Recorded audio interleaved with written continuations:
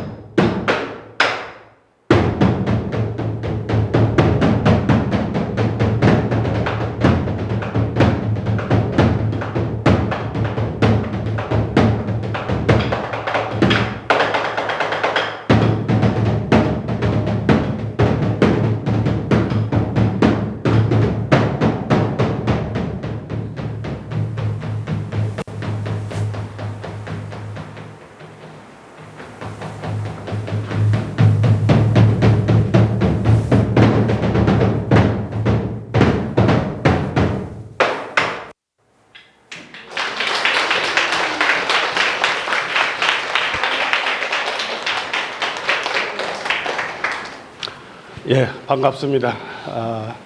부산의 지성들이 다 오늘 경주로 오셨는데, 아무튼 여러분들이 이제 글을 늘 쓰시는 분들로 알고 있는데, 글을 쓰시려면 그저 상당히 보이는 세계와 보이지 않는 세계의 어떤 리듬과 율동, 이런 거에 대한 영적인 이해, 또 그런 통찰력, 그런 게 있어야 아마 좋은 시도 나오고 소설도 나올 수 있다고 생각을 해요.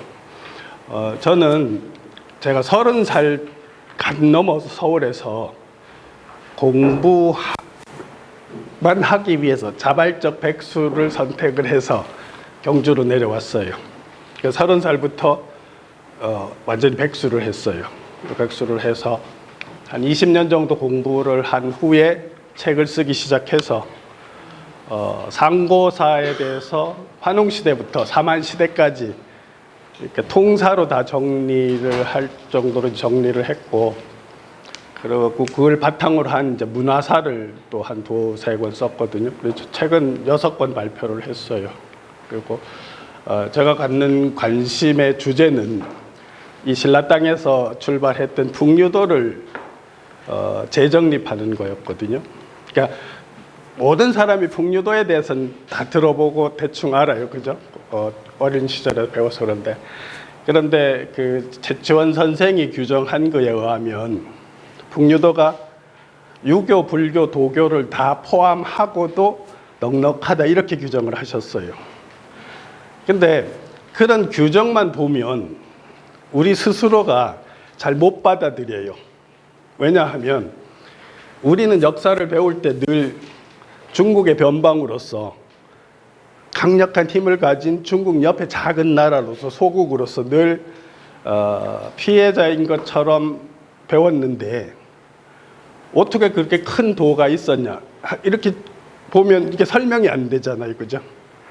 그래서 이제 그거를 역사적으로 논리적으로 새롭게 한번 해명해 보고자 하는 게 제가 이제 공부하는 거의 가장 큰 주제였어요. 그래서 북유도를 설명하려면 그 도를 실행했던 사람들을 알아야 되잖아요. 근데 그 도를 실행한 사람들은 우리 조상들이기 때문에 그분들의 역사를 규명을 해야 되는 거예요. 우리는 불행하게도 한 1000년 전부터 거의 우리 상고사는 다 잊어버렸어요. 맥락이 없어 잊어버려가지고 그걸 복원하려고 애를 썼고, 그래서 나름대로 복원을 했고, 그걸 바탕으로 이제 북유도를 한 재작년부터 이제 북유도를 얘기하기 시작하고 북유도에 대해서 강연도 하고 많은 얘기를 하고 다니거든요. 오늘 제가 이제 여러분들한테 주제를 잡은 핵심 내용은 뭐냐 하면, 신라라고 하는 역사 문화를 이해하려면 두 가지 시선이 필요하다는 거예요. 왜 그러냐 하면, 신라라고 하는 공동체가 형성되는데 상당히 흐름이 맥락이 다른 두 집단이 신라를 주도했기 때문에 그 두 집단의 역사 정체성과 문화 정체성이 차이가 나거든요. 그래서 그들이 만든 문화를 이해하려면 그들이 누구인가를 알아야 되기 때문에 그런 맥락에서 여러분들한테 이 주제를 가지고 이야기를 해보려고 해요.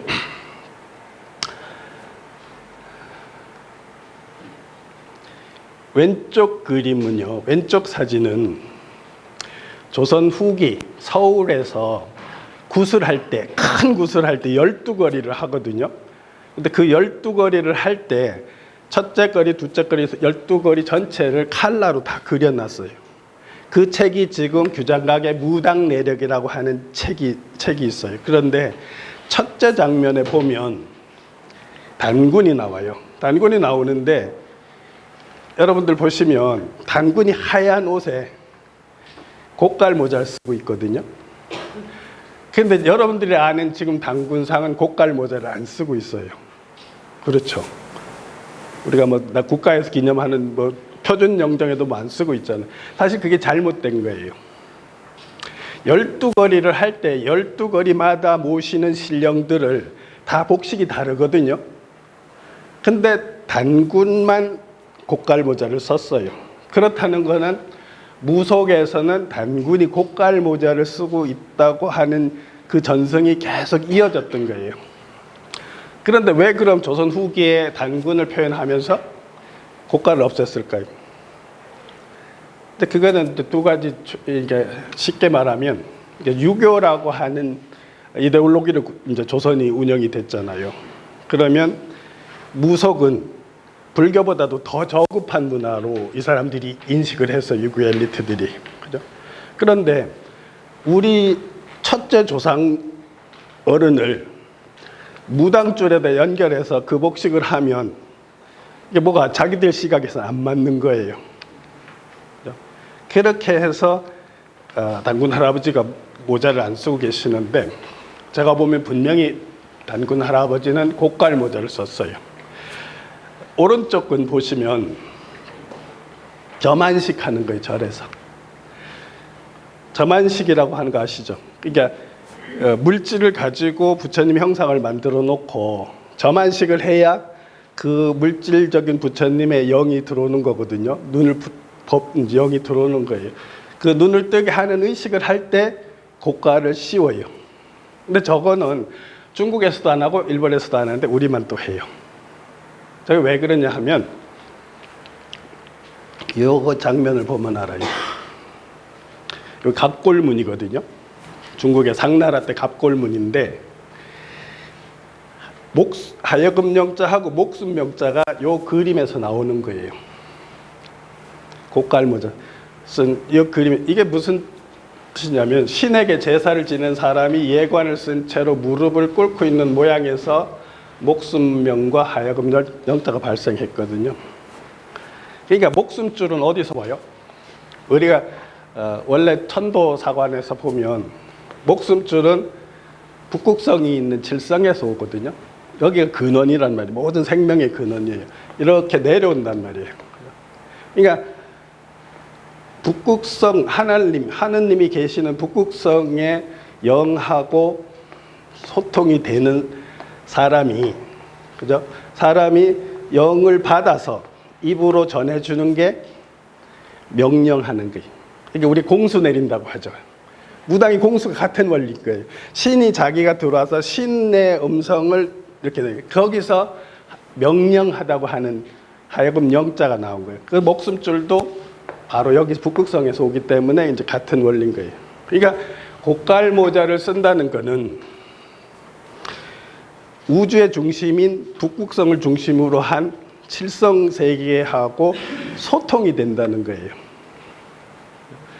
그러니까 제가 지금 한국유사 강의를 부산에서 많이 했는데 KBS부터 많이 했는데 우리가 김부식이 유교사관이나 합리적 사관에 의해 가지고 우리 조상들한테 전달해오던 그 창업하신 분, 단군 신화라든지 뭐 주몽 신화라든지 그 창업 신화들이 다 신이 하기 때문에 영적인 스토리가 있기 때문에 다 배제를 시켰거든요. 그런데 원래 우리는 그 신이 한, 그러니까 우리는 늘 뭐냐, 우리가 그렇게 어른들이 돌아가시면 어디로 간다고 돌아가신다고 하잖아요. 돌아가신다고 할 때 돌아가는 곳이 어디예요? 그게 칠성이거든요. 칠성을 업고 간다는 표현도 있고 칠성을 지고 간다는 표현이 있어요. 그래서 옛날에는 조선 왕들도 무덤을 하면 관 밑에 칠성판을 놓고 거기다 시신을 올렸어요. 그것은 무슨 의미냐 하면 우리의 고향은 원래 칠성이기 때문에 여기 와서 환생했다가 살다가 죽으면 돌아간다, 이런 뜻이 있는 거예요. 그러니까 이렇게 고깔모자를 쓰는 이 문화 자체가 환웅시대부터 단군시대를 거쳐서 우리의 가장 뿌리 깊은 종교 문화였던 거예요. 그래서 조선 초기까지도 조선 후기까지도 그렇게 저렇게 단군 할아버지가 고깔 쓰고 있었는데 저거를 유학자적인 관점과 근대적인 관점에 가지고 고깔을 벗겨 놓으신 거라는 거예요. 지금 왼쪽 그림은 이집트 바피루스에 그려놓은 그림이에요. 그죠? 태양신인 호러스가 있는데 태양이 있고 태양에서 이렇게 뱀이 코브라가 이렇게 연결이 돼 있는데 여기다가 생명의 상징인 앙크를 목에다 걸어놨거든요. 그런데 재밌게도 경주 남산에 가면 이게 제가 발견해서 하는 건데 바위에 이렇게 여기에 구렁이 머리고 이렇게 틀어서 여기가 태양을 이렇게 품고 있는 그 종교 사인이 있어요. 그러니까 우리 조상들이 종교 신앙을 하던 사인으로 믿어지는데 이게 이제 제가 보면 박혁거세 집단이 가지고 있었던 종교 사상하고 연결이 되는데 그래서 박혁거세가 죽었을 때 보면 유체가 하늘로 올라갔다 떨어지잖아요. 떨어지는데 이렇게 5토막으로 나눠 떨어졌잖아요. 그래서 수습하려고 하니까 큰 구렁이가 나타나서 방해해서 각자 묻어서 오릉이 됐고 그 능을 사릉이라고 한다, 이렇게 돼 있거든요. 근데 많은 문학자들도 그렇고 많은 역사학자들도 그거를 다른 그 신화적인 다른 모티브를 가지고 많이 설명을 하는데 제가 보면 거기에 나오는 구렁이는 박혁거세의 혼인 거예요. 영인 거예요. 이게 생명의 영이란 말이에요. 우리가 있잖아요. 저런 아이디어가 상상이 다 뭐냐 하면 빗살이요. 빗살이 있잖아요. 모든 에너지가 빛에서 오는데 생명 에너지가 빗살로 내려와서 이게 대지에 꽂혀서 올라오면 수목이 돼요. 그죠? 이게 짐승으로 들어가면 짐승이 되고 사람으로 들어가면 생명이 탄생하는 거예요. 그래서 이 빗살을, 이것도 삼각형 구도잖아요. 이렇게 빗살이잖아요. 빗살이 영가로 인식한 거예요. 우리 조상들이 인식하기를. 그럼 사람들이 지금 우리는 우리 쪽을 다 잊어버려가지고 어떻게 그걸 잘 못 받아들여요. 그런데 아마 여러분들 저쪽에 일본에 가면, 일본 본주 서부 쪽에 가면 시마네현 쪽에 가시면, 우리가 한반도가 있으면 일본 본주에 이렇게 바닷길을 가면 이쪽 지역에 가면 시네마현인가 시마네현 가면 이즈모 타이샤라고 하는 이즈모 신사가 있어요. 그 신사가 일본에서 가장 오래되고 가장 크거든요. 그래서 1년에 한 번은 일본 전국의 신들이 그 신사에 와서 다 회합을 하고 축제를 하는 게 있어요. 행사를 해요. 근데 그 신사에 모시는 주신이 뱀신이에요. 구렁이 신이에요. 근데 바로 그들은 모든 학자들이 인정하듯이 신라 쪽에서 넘어간 사람들이에요. 이게 뭘 말하냐 하면 사실은 우리도 구렁이를 생명의 근원적인 영, 빛이라고 인식하는 사유방식을 가지고 있었다는 거예요. 그것이 박격거세 집단이 가지고 있었고, 그걸 거꾸로 추적하면 단군이 가지고 있었고, 더 가면 환웅이 가지고 있었던 그런 종교 사상이에요. 그래서 일본 시네마니 현에서 여기 더 나라 지역으로 들어가면 삼륜산이라고 있어요. 근데 여기가 일본 이쪽 지역에서 가장 먼저 생긴 오오미야 진자인가 하는 그 신사가 있어요. 제일 오래된 신사가 있는데 이 신사에 가보면 삼륜산 전체의 산의 신체가 또 구렁이에요. 그리고 이 오미야 신사의 마당에 가면 큰 전나무가 있는데 거기에 보면 뱀신이라고 써져 있어요. 그리고 신도들이 뱀신 먹으라고 삶은 계란을 바쳐요. 근데 역사에서는 일본 사람이 우리가 뭐냐 하면 이 신사를 만든 사람들이 신라계라고 얘기하거든요. 이건 뭘 말하냐 하면 우리가 이러한 정신 사유 체계를 가지고 있었던 집단이었고 이게 박격거세 집단하고 연결되고 그것이 단군과 연결된다는 거예요. 그걸 보시면 이게 문화사니까 재밌으실 거예요. 이게 일제강점기 때거든요. 남근을 세워놓고 꽃가를 씌워놨어요. 그죠? 그러니까 우리가 이제 의례를 할 때 저렇게 했단 말이에요. 근데 지금 이집트에도 보면 뱀 머리에 꽃가루 씌워져 있잖아요. 그죠? 사유가 같은 사유를 하는 거예요. 그러니까 우리가 가장 오래된 종교에서는 우리 쪽의 그 단군 종교에서는 이렇게 삼각형을 쓰는 의미가 북극성을 중심으로 한 하늘을 쓴다는 의미가 있고요. 그래서 무속에서 삼신제석이나 구슬할 때 우리가 아까 승무북 쳤잖아요. 승무 때도 이거 쓰는 게 이제 그런 거예요. 또 한 가지는 이 근원적인 빗살에서 나온 빗살, 우리가 빗살 하잖아요. 그죠? 요게 삼각형이거든요. 삼각형인데 이걸 뱀으로 인식했기 때문에 저렇게 쓰는 두 가지가 의미가 있고, 또 한 가지는 이게 이제 문화로 제가 신라를 보는 거 풀어드리는 거예요. 또 한 가지는 지금 승무북에서는 이게 칠성을 쓰는 거예요. 북극성에서부터 오는 이제 무당이라고 하는, 그러니까 지금 하면 어떻게 보면 저급한 무당이 아니고 옛날에 단군들은, 환웅들은 단군 신화 자체가 그랬잖아요. 하나님 아들로서 하늘하고 늘 소통하잖아요. 그래서 우리가 부여를 창업한 해무수 같은 경우도 보면 하늘에서 내려와서 웅진산에서 놀다가 정사를 보고 밤에 또 하늘로 올라갔다 또 내려가고 이렇게 표현되어 있거든요. 그러니까 우리를 고대국가를 창업하신 분들은 늘 하늘에서 내려와서 하늘로 가요.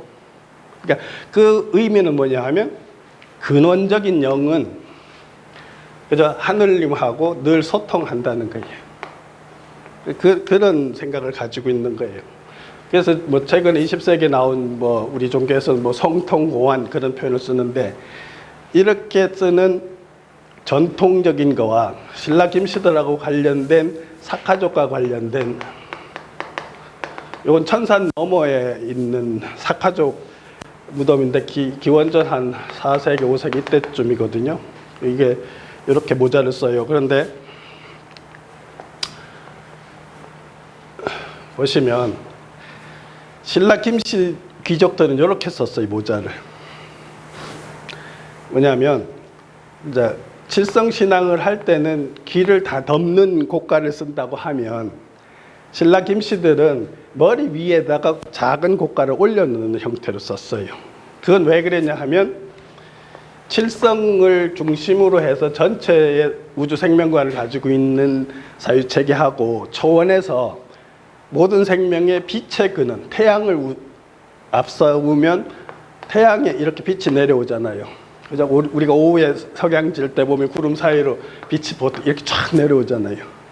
근데 그걸 쓰는 거예요, 이 사람들이. 그래서 같은 고깔인데도 사실은 달라요. 그런 차원에서. 그게 이제 문화가 다른 집단이라는 거죠.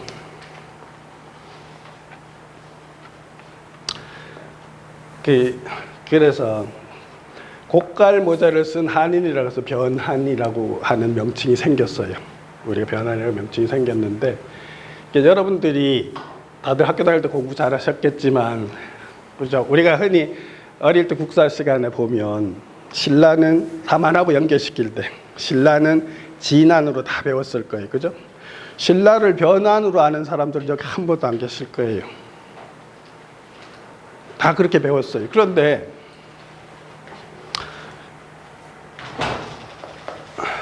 보세요. 신당서하고 구당서 신라전에는 이렇게 돼 있어요. 신라국은 본래 변한의 묘예라. 신라는 변한의 묘예라 이렇게 돼 있어요. 당대 세계제국이었던 그 나라의 역사책에 신라가 변한이라고 한 거예요. 근데 우리는 어땠어요? 다 진안으로 배우고 그냥 끝났잖아요. 근데 우리가 얼마만큼 사실은 상고사를 기록된 상고사를 잃어버린 이후에 상고사를 복원을 못했냐 하면 한단고기 말고는 없는데, 한단고기 사실은 여러분도 좋아하시는 분도 있고 비판하시는 분도 있겠지만 제가 보면은 이제 그걸 정사로 받아들이기 쉽지는 않아요. 그렇게 보면 상고사 복원이 안 됐는데, 그러니까 이런 문제 자체가 강단 주류에서조차도 논문이 없어요. 나라에서 가르치기는 신라는 진안이라고 가르치고 있는데, 신당서 구당서에 신라는 변한이라고 분명히 나와 있는데, 삼국 사기를 처음으로 번역한 이병도도 저걸 지적을 해요. 갑주에 달아놓거든요. 그럼에도 불구하고 아무도 논문을 안 쓰고 해명을 못했어요. 이제 그만큼 아주 고대사뿐만 아니라 삼국사도 잘 못 쓰는 거예요, 강단 주류들이. 그다음 부여족도 해명을 못하고 신라 김씨들도 해명을 못하는 거예요. 어쨌든 제가 공부한 논리를 보면 그래서 무슨 소리냐 하면, 신라는 박혁거세를 중심으로 한 진한 세력이 주도하다가 초원에서 온 김씨 세력이 주도한 변한 세력으로 바뀌었던 거예요. 그래서 신라를 보는 시각이 두 시각이 다 있어요. 박혁거세 집단은 환웅 단군으로 연결되는, 중원과 연결되는 농경 문화를 가지고 있고, 칠성을 중심으로 한 신앙을 가지고 있고, 신라 김씨나 부여계통 사람들은 태양신을 중심으로 한 신앙 체계를 가지고 있어요. 그 상징 체계들이 다 달라요, 사실은. 우리는 칠성 신앙인과 동시에 뱀이라고 하는 걸 생명의 영으로 인식했고, 저 사람들은 태양신을 숭상하면서 태양신의 사자로서 까마귀 혹은 닭을 상징 동물로 하거든요. 이게 문화가 틀려요. 제가 늘 한 번씩 하는 얘기인데, 우리가 영가가 뱀이라고 하는 걸 제가 직접 구체적으로 경험했었어요. 우리 할머니가 돌아가실 때 그 영상이 지금도 있는데, 머릿속에 할머니가 돌아가시는 날 제가 새벽에 꿈을 꿨어요. 꿈을 꿨는데 할머니가 이제 안방에 색동옷을 눕고 계시더라고. 근데 그 장면이 떴는데, 그 장면이 뜸과 동시에 왜 영상에서 슬로우 비디오 같은 형상 있잖아요. 그 옷부터 조금 사라지기 시작하고 사라지면서 육신이 다 사라졌어요. 완벽하게 사라지고 나니까 그 안에 구렁이 한 마리가 나타나더라고. 그런데 그 구렁이가 어떻게 인지 알아요?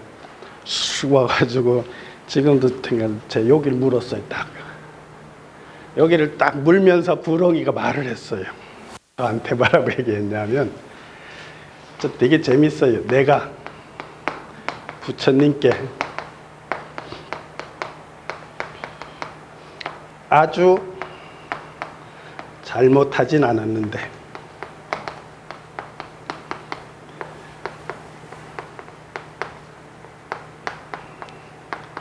이렇게 얘기하시더라고. 뭔가 사인을 주려고 하실 것 같은, 어쨌든 저렇게 말했어요. 할머니 영에서 빠져나온 구렁이가 내 다리를 물면서 저렇게 말했어요. 근데 이제 당신이 아마 저한테 섭섭하다는 표현이었던 것 같아요. 근데 그게 이제 저희는 이제 옛날에는 그렇잖아요. 아버님 형제들이 있으면 장남이 할머니를 모시잖아요. 근데 우리가 떨어져 있으면 할아버지 할머니랑 친할 적이 없어요. 그러니까 행사 때만 만나서 대면대면 하지, 이렇게 할머니가 쫓아다니고 이런 기억이 없어서, 돌아가실 때도 저희들은 뭐 별로 그냥 우리 할머니 이제 대면하면서 그랬지 친하게 안 했거든요. 그래서 섭섭해서 그런지 하여튼 이런 얘기를 했어요. 그러니까 그때 내가 이게 영이 몸에서 이렇게 구렁이라고 하는 상징적인, 근데 그걸 오해하시면 안 돼. 그거 실제로 영가가 구렁이를 이렇게 할 필요는 없어요. 그러니까 우리의 사유는 이렇게 집단 무의식이 유전자 밈으로 만들어서 계속 만들면 그것이 문화로 전달이 돼요. 자동차가 없는데 만들면 날아가잖아요. 비행기가 없는데 만들면 날아가잖아요. 사유도 마찬가지인 거예요. 어떤 상징 개념을 만들어서 그렇게 계속 자신들이 그렇게 믿고 사유하며 그게 집단 무의식이 되면 그것이 전달돼요. 그러니까 우리가 질성신앙이라고 할 때 그렇잖아요. 고대 사회에서는 지구에서 바라봤을 때 북극성이 안 움직이고 뭇별이 다 돌잖아요. 그죠? 근데 지금 천문학에서 보면 거기에 우주 중심 아니잖아요. 우리들 사유 속에는 그게 작동이 돼요. 지금도. 근데 지금도 죽으면 북극성으로 가는 사람들이 많아요. 그러니까 지금도 절에 가면 다 칠성각 있잖아요. 그죠? 북극전자 다 있잖아요. 그러니까 그게 사유 체계에서는 그게 유지가 된다는 거예요. 저는 그렇게 봐요. 그게 완전히 객관적 진리라고 믿을 필요는 없다는 거예요. 그렇게 사유하기 시작해서 집단 사유를 계속 해왔고 그런 집단의 후손이 우리라는 거지, 북극성을 믿는 그 신앙 자체가 객관적으로 진리라고 할 필요는 없다는 거죠. 단 이제 그런 개연성은 있잖아요. 우리가 이제 흔히 뭐 일심이라든지 한마음이라고 할 때, 그러니까 생하지도 않고 멸하지도 않는 근원적인 마음이 있을 개연성은 있어요. 그 근원적인 마음에서 우리는 파생돼서 환으로 나왔다가 멸하고 환으로 나왔다 멸하고 이렇게 할 수는 있거든요. 근데 그 진리는 지금도 있을 가능성이 있지만, 우리가 뭐 북극성이 하늘의 중심이다, 우주의 중심이다, 이거는 지금 우리가 전체 물리학이나 우주론을 하면 아니잖아요. 그렇지만 사유에서는 그게 아직도 작동되고 영향을 분명히 미치고 있다는 거예요. 그러니까 죽을 때 지옥사자, 저승사자 오잖아요. 그죠? 드라마에서 많이 하고 실제로 이제 영적으로도 보기도 하는데, 그들이 검은 옷을 입고 있잖아요, 대부분.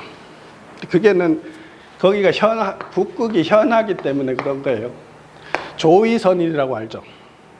고구려의 화랑들 보고 조의선이를 했거든.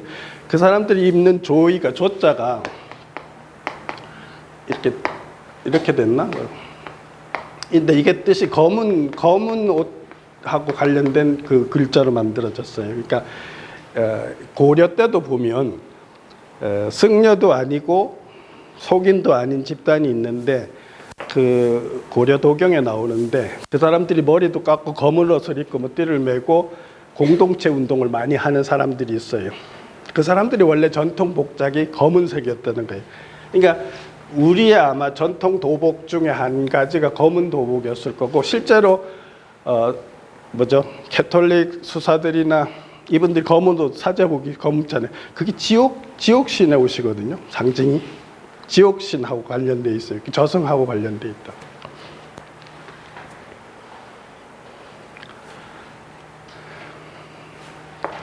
그래서 제가 이제 공부를 아까 처음에 서두가 그런 얘기를 했잖아요. 그러니까 상고사를 밝혀야겠는데 저 또한 뭐 제가 단서를 창조를 할 수는 다 없잖아요.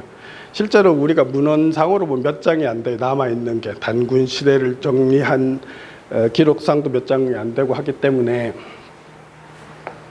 어떤 단서를 찾아야겠는데 그게 이제 저한테 운명적으로 들어온 게 뭐냐 하면 자장 스님이 남겨놓은 어록 속에 그 답이 나왔어요. 삼국유사에 보면 황룡사 구충탑조에 보면 이런 문장이 나와요. 너희 국왕은, 그때는 김씨거든요.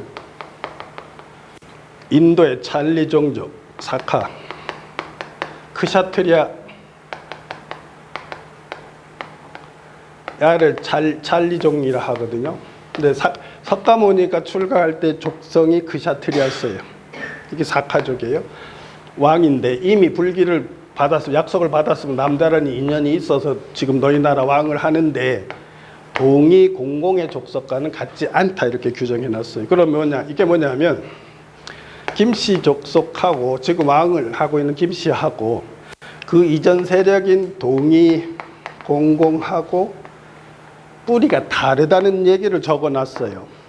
근데 이 또한 재밌는 게 현상이 뭐냐 하면 삼국유사 논문이 3,000편이 넘거든요. 삼국유사로 나온 논문이 3,000편이 넘어요. 근데 또 이 또한 아무도 관심을 안 가졌어요. 근데 저는 이 단서에 꽂혀가지고 요 단서로 해서 쓴 책이 실크로드를 달려온 신라 왕족이라 해서 김씨들 얘기를 쭉 썼어요. 그 다음에 요걸 단서로 해서 박씨들하고 연결됐는데 수시하나의 손 환웅이라고 하는 책을 썼어요. 그러니까 요 단서 하나 가지고 추적은 물론 내가 10년 넘게 했지만 상고사의 기본적인 그 맥을 잡을 수 있었던 거죠.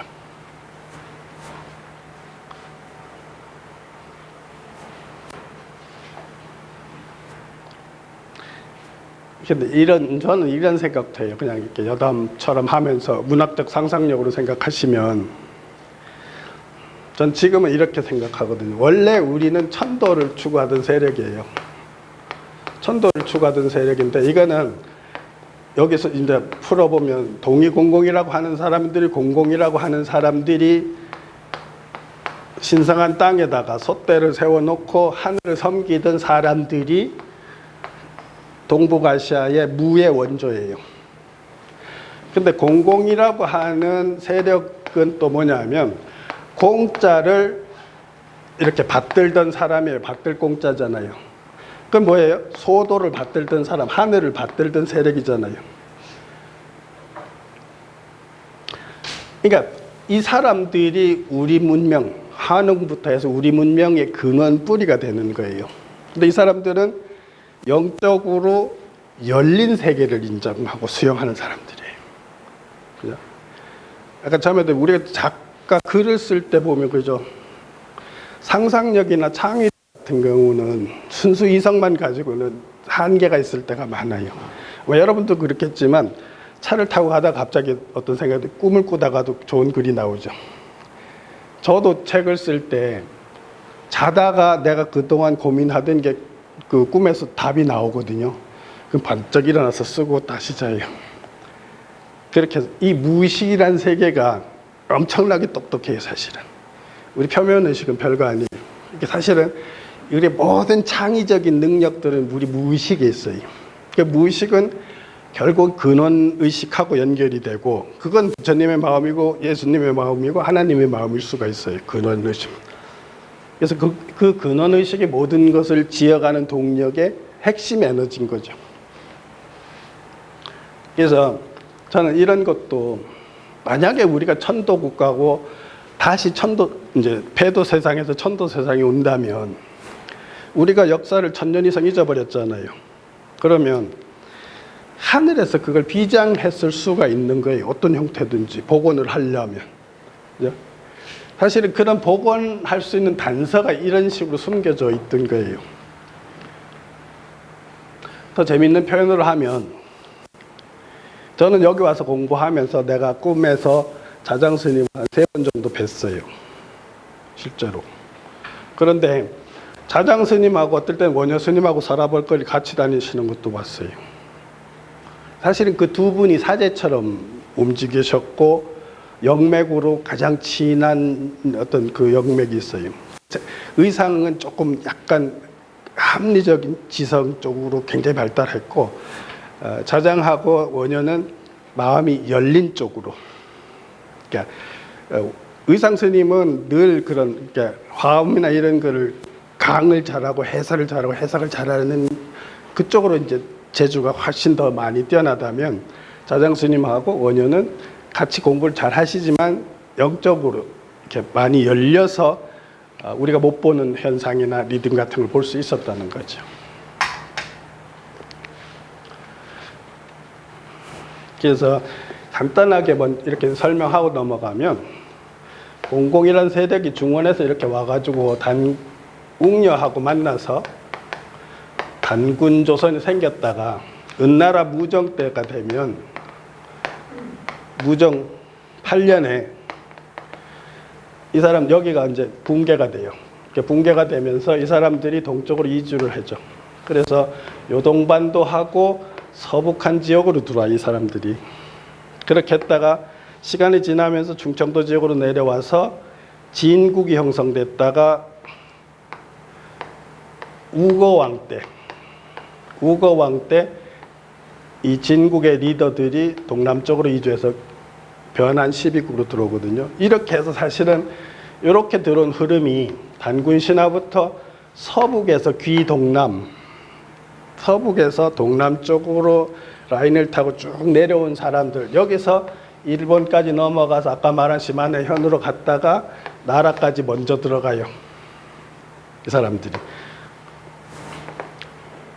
요 흐름의 맥락에서 박씨가 있는 거예요. 박씨는 우리나라 성씨 중에서 우리 신라 육성이라고 있잖아요. 육천의 육성.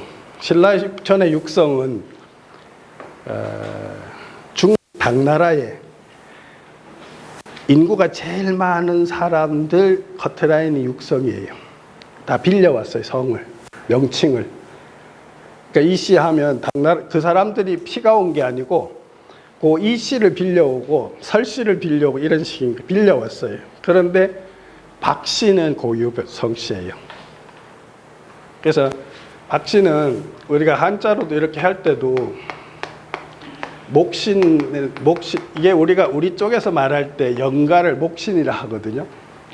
점치는 사람이잖아요. 그죠? 샤먼이었다는 소리예요. 그렇게도 되고, 우리가 그냥 이렇게 박다 할 때, 그죠? 빛. 이렇게 해서 빛의 아들로서의 그걸 이름으로, 성씨로 삼은 거예요. 그래서 우리는 원래 빛을 숭상하던 사람들, 그게 이렇게 쭉 내려와서 이렇게 된 거예요. 그 다음에 충청도 지역에는 진씨예요. 이렇게 돼 있어요. 이게 우리가 진안하잖아요. 진안할 때 이 진자가 별신자도 되고 별진자도 돼요. 근데 별신자일 때는 북극성이에요. 뭐냐면 북극성을 섬기는 사람들이라는 의미도 있어요. 그래서 충청도 지역에서 이 진국의 리더들은 진씨고, 그래서 백제사를 공부해 보면 초기 장군들이나 왕비들이 진씨들이에요. 이 사람들이 또 일본으로 넘어가면 또 일본의 진씨들이 있고 이래. 그렇게 다 뿌리를 제대로 이해하면 역사가 이렇게 쭉 드러나요. 그래서 이렇게 흘러 들어온, 중원에서부터 이렇게 해서 이렇게 흘러 들어온 흐름, 이 사람들과 신라 김씨들은 천산을 주변한 지역에서 초원에서 이렇게 들어왔거든요. 그러니까 그 사유 체계도 다르고 문화가 다른 사람들이었던 거예요. 그래서 신라에서는 350년 전까지는 금이 안 나와요. 무덤을 파면. 왜냐하면 그건 이쪽 문화이기 때문에. 여러분들 홍산 문화라고 들어보셨을 거예요. 홍산 문화는 옥기 문화거든요. 옥을 주로 한 문화예요. 그러니까 옥을 숭상하는 거예요. 그죠? 중국 은나라, 상나라 다 옥을 숭상, 중국 옥을 숭상하잖아요. 그거는 금을 숭상하는 애들은 초원 애들이었어요. 그러니까 신라에서 문화 변동이 생기는 게 4세기 중엽을 고리로 해서 변동이 생기는 거예요. 그러니까 4세기 중엽 이후를 주도했던 신라 왕족들과 그 문화는 초원 문화적 기가 주도했고, 그 이전은 박시계의 농경 문화가 주도한 거예요. 그러니까 이렇게 나누어서 보는 시각이 아니면 답이 안 나오는 거예요. 그럼 지금 경주도 그렇고 나라도 그렇고 신라 문화를 그렇게 하면서 제일 문제가 또 한 가지 뭐냐 하면, 신라 문화 뭐 하면 다 불교 문화예요. 그죠? 유교 문화 조금 있고. 근데 웃기는 거는 박혁거세만 해도 기원전 57년에 창업을 해서 불교가 공인되는 법흥왕 14년까지 하면 거의 500년의 문화가 있는 거예요. 요 서라벌 땅에. 근데 이 500년 문화 아무도 얘기 안 하고 설명도 못 하고, 그러니까 우리를 모르는 거 지금 정체성을. 근데 사실은 이 공간을 다녀보면 그 문화 흔적도 다 있어요. 그러니까 제가 공부할 때 그러니까 여러분 똑같은 거예요. 글을 잘 쓰려면 창의력이 있어야 되는데, 상상력이 있어야 돼요. 그러니까 늘 뭐라고 얘기하냐면, 고대사를 복원하려니까 자료가 없는데 어떻게 하냐 이러고 자기들 책임을 회피해요. 강단주류, 내가 송호정이라고 하는 사람도 어쨌든 내가 직접 찾아가서 원고도 보여주는데, A4 용지 서너 장뿐이 안 되는데 어떻게 해결을 하냐는 거죠. 그래서 제가 생각한 게 뭐냐면 지문이었어요. 이렇게 내가 만든 글자의 지문. 무슨 소리냐면, 적어도 조상들이 산악신앙을 하고 전신신앙을 할 때 그 종교 재단에다가는 종교 사인을 남겼을 거라는 거죠. 그래서 한 10몇 년 동안 전국을 다녔어요. 5만 분의 지도 들고 망원경 하나 들고. 그럼 고을이 있으면 분지가 있잖아요. 그럼 마을이 형성되면 대체로 성스러운 건 그 뒷산에 있어요. 그러면 이렇게 봐가지고 능선에 바위가 좋은 게 있거나 좀 신령스러운 게 있으면 올라가서 찾아.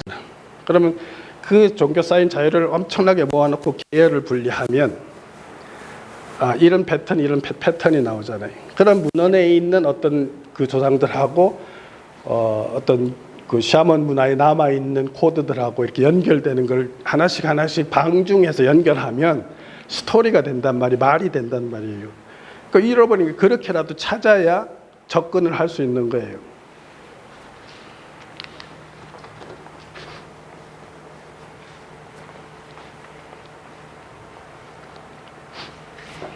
그래서 지금 이제 두 가지 흐름, 이걸 하는 게 다시 설명 들어가는 거예요. 그러니까 핵심은 그거예요. 그러니까 우리가 이 얘기를 한 번 더 하고 들어가면,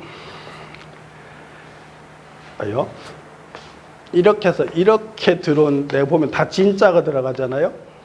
여기 진자, 숙신도 이것도 진으로도 읽거든요. 그래서 나중에 이렇게 다 진자가 들어가잖아요. 요게 우리 삼한에서 진한 문화를 진한인 거, 이 사람들이.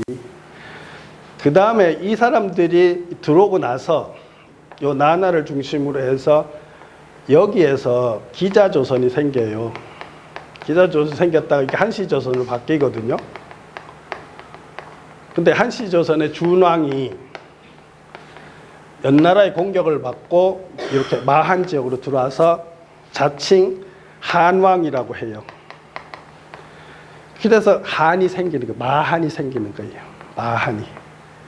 그 다음에 초원에서 들어온 사람이 변한인 거예요.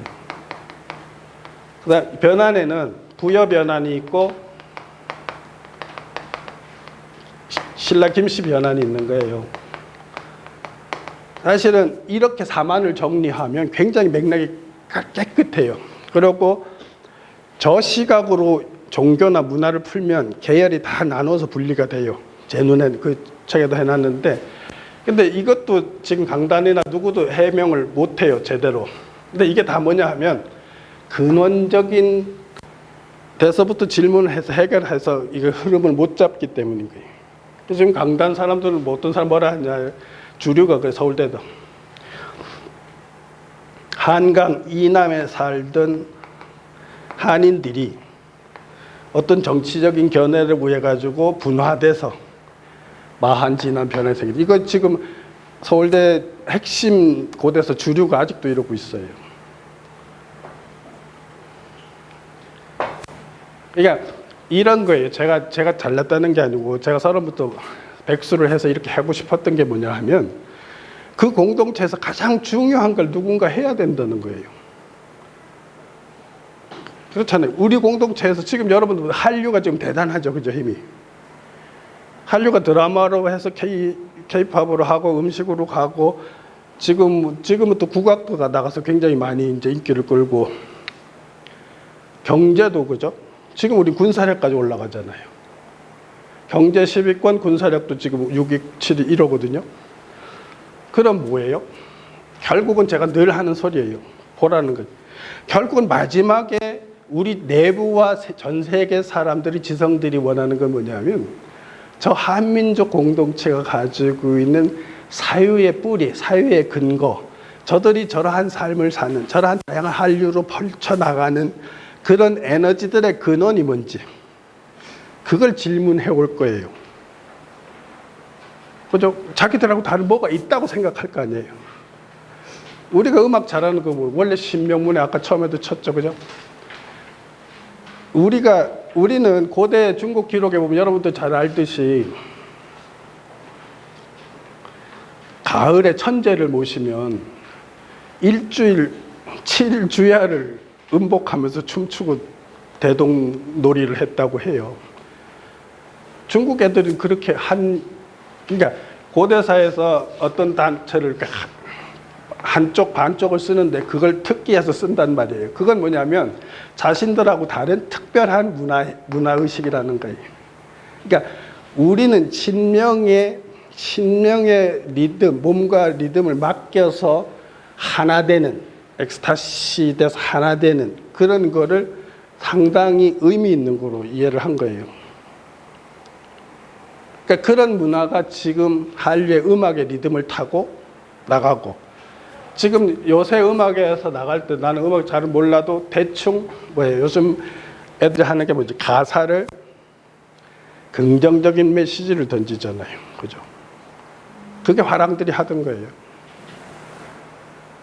그러니까 방시혁 같은 애들 또 뭐 박진영 이런 애들이 일종의 화랑들인 거예요. 총 기획할 수 있는 능력이 있는 사람들인 거예요. 영적으로. 걔들이 다 그 머리에서 나오거든요. 다 기획하는. 그러니까 세계 우리 거있지만 세계화할 수 있는 것들 걔들이 다 찾아내서 그런 리듬을 만들어내. 그러면 보편적 서구의 어떤 음악의 리듬하고 우리 리듬 전통 리듬하고 잘 믹싱을 해가지고 하는 거예요. 그럼 그렇게 해서 공감을 시키는 거죠. 아까 어떤 분 북 얘기했었잖아요. 그죠? 이분이가. 그러니까 북이란 저런 거 다 그렇잖아요. 원래 북이 배를 치면서부터 저기 생겼다 하더라고. 근데 사실은 이제 모든 게 자연의 어떤 생명력, 리듬하고 공조화하려고 하는 그런 게 있거든요.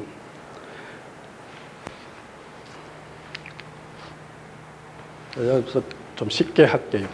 이제 전체 맥을 잡아드렸으니까 간단하게 그래요.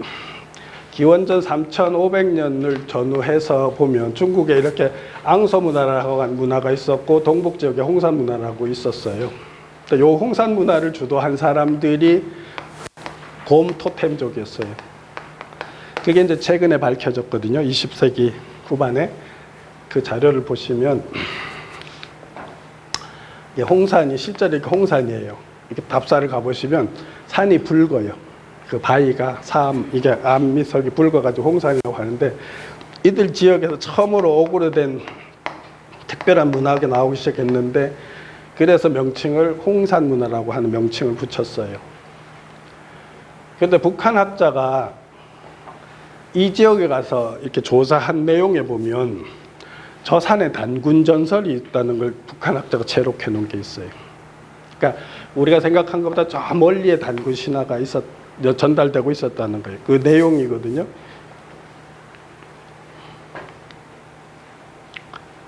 그리고 우리가 역사도 그래요. 강단사학에서 보면 단군조선이 기원전 2333년에 시작됐다고 하면 절대로 반대한 이유가 뭐냐 하면 국가가 형성되려면 적어도 청동기 혹은 철기가 있어야 된다는 거예요.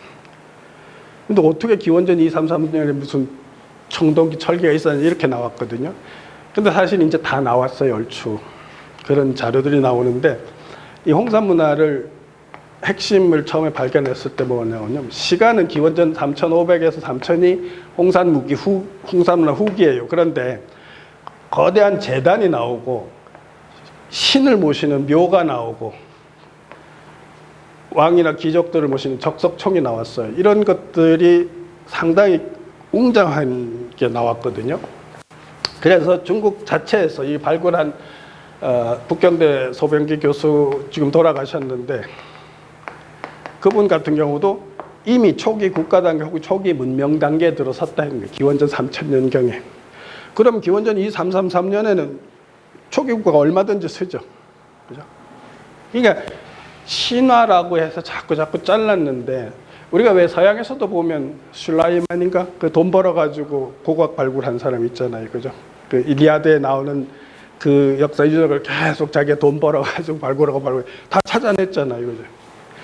그러니까 신화적인 기록이라고 해서 다 거짓이 아니잖아요. 사실은 신화 기록은 어떤 역사 스토리를 그렇게 신화라는 형태로 해가지고 전달되는데 물론 거기에 이제 첨삭이 있을 수는 있죠. 이 홍산문화에서 나오는 게 뭐냐면 이렇게 무덤에서 곰 아래 턱뼈가 나왔어요. 곰 아래 턱뼈.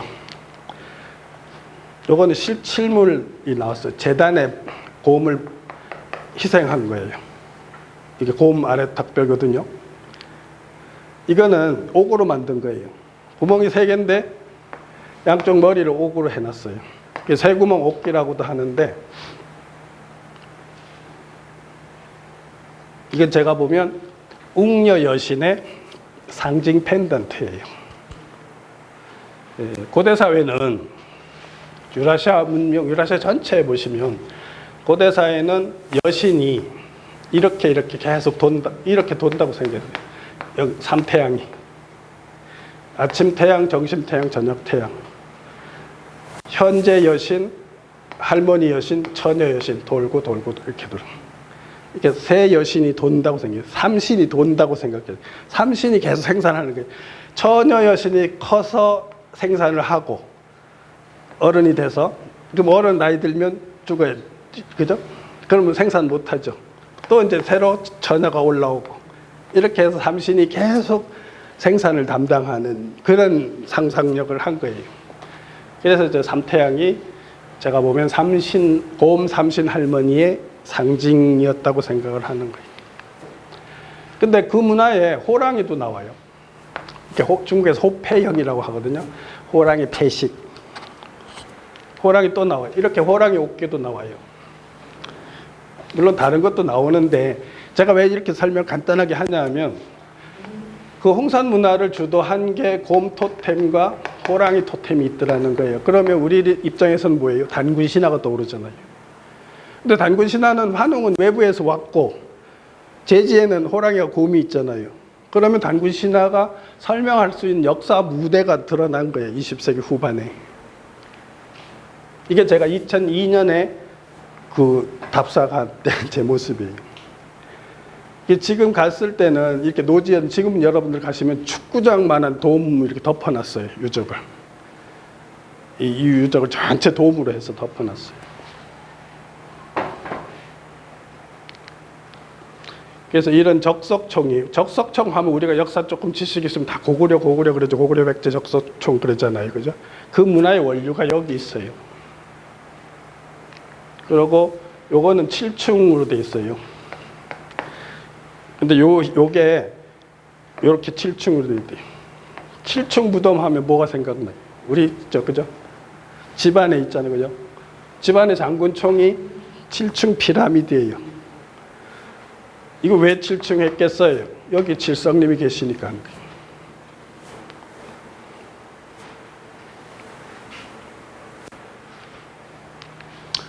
장군총이거든요. 똑같죠. 그죠? 2000년 3000년 전에 이미 이쪽에서 만든 게 고구려에서 이렇게 만든. 이게 고구려는 더 재밌는 게 3단의 7층이에요. 21수 나오죠, 그죠? 371. 우리 20일 371 기도하잖아요, 많이.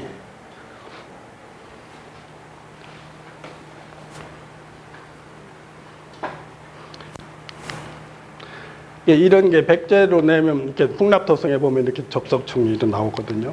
그러니까 이런 흐름들이 홍사문화하고 연결해서 흘러진다는 거예요. 그렇게 해서 이 홍사문화가 있는 바탕에 아까 말한 동의공공 얘기했잖아요.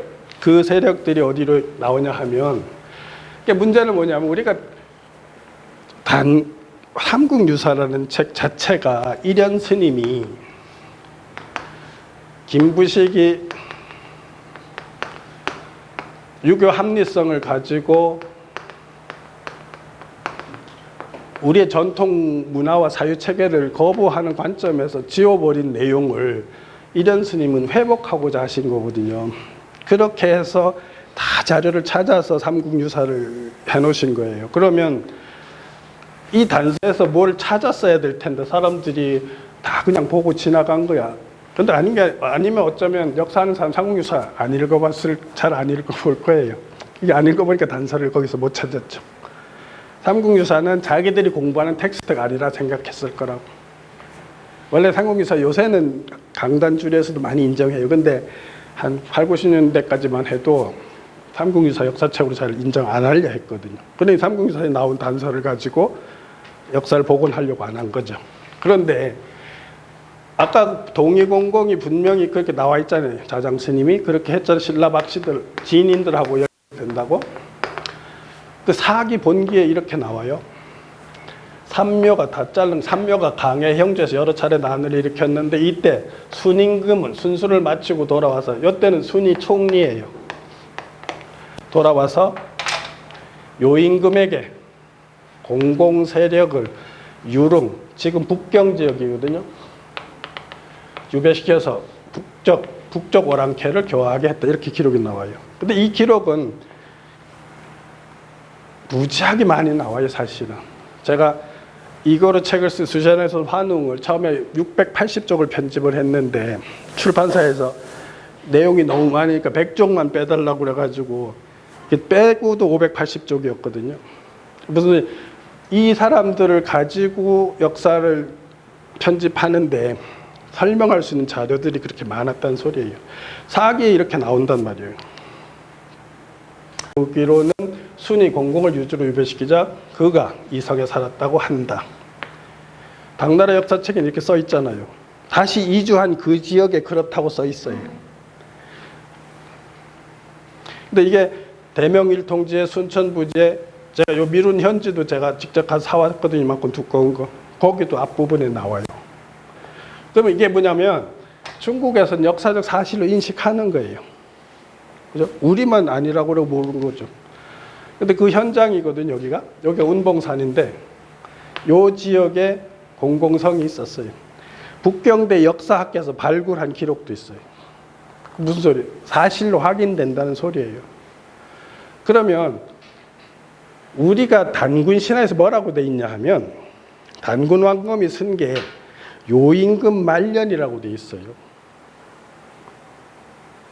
뭐 무진년이냐 경인년이냐 요 논쟁만 다른 제왕원계에서는 바꿔놨지 다 요임금 무진년이냐 요임금 말년이냐 뭐 이런 돼 있거든요. 그러면 아까 그게 사계 나오잖아요. 순임금이 순수를 마치고 돌아와서 요임금에게 건의를 해서 북경 쪽으로 쫓아냈다 했잖아요.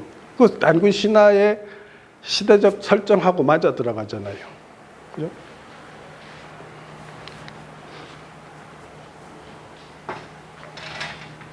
이제 그렇게 해서 아까 말한 홍산문화 지역으로 이제 확장되면서 단군 조선이 성립이 됐던 거예요. 그런 다음에 이렇게 쭉 해서 진안까지 내려왔다는 게 이제 제 주장인데 여기가 있잖아요. 이름이 단주고 백단촌이에요. 단목단자거든요. 우리 단군 할아버지 할 때 쓰는 단자예요. 그런데 재밌는 거는 중국 고대 역사 지도집 중국 국가기관에서 낸 책을 뒤져보면 저 단목 단자를 쓰는 저기뿐이 없어요.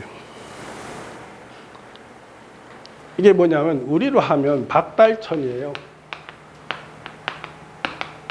우리로 하면 박달천을 한자로 바꿔놓은 표기란 말이죠. 이게 단주가 백단촌이 그렇잖아요. 그래서 우리나라 지금도 박산, 백달, 경주에도 박달촌 있거든요. 저 내남쪽에 박달 있거든요. 그렇게 해서 공공이라는 사람도 실제 여기 살았던 거예요. 황하가 이렇게 만곡하는 데 있죠.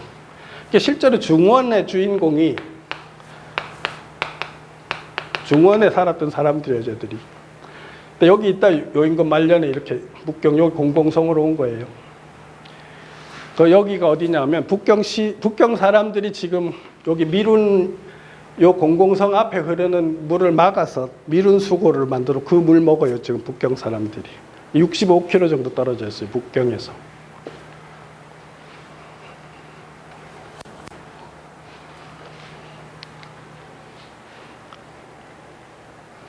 그래서 우리가 뭐 고고학적으로 이렇게 홍산문화 다음이 하가점 하층문화인데 요게 단군 시대하고 시간이 맞아 들어가요. 하가점 하층문화. 근데 다 겹쳐요, 여기 전체가. 그래서 여기가 단군 조선이라는 거예요. 이렇게 하면 뭐 단군 조선이 요동에 있었는 서북한에서 지금 아직 논쟁하거든요. 근데 지금 제 논리로 그냥 여기 있는 게 거의 확실하게 방중을 할 수 있는 거예요. 훨씬 더 다른 논리로.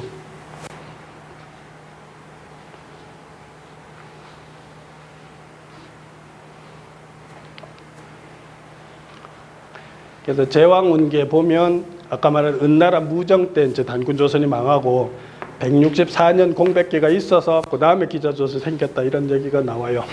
이거는 시간이 많지 않으니까 그냥 사실을 하면 그러니까 그 소리예요. 은나라 무정 때 망했다 했잖아요. 여기서 이렇게 넘어와요. 근데 재밌는 거는 답사를 제가 쭉 만주를 여러 번 한 달씩 막 이렇게 돌아다녔는데 여기서 고인돌이 제일 큰 데가 석봉산 고인돌이 있어요. 여기에 여기쯤 있고 여기서 북한에서는 황해도 지역에 지금 구월산 있잖아요.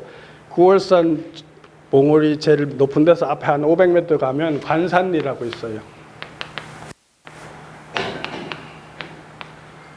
요 두 고인돌이 제일 커요. 여기가 석봉산 제일 크고 여긴 구월산이 제일 크거든요.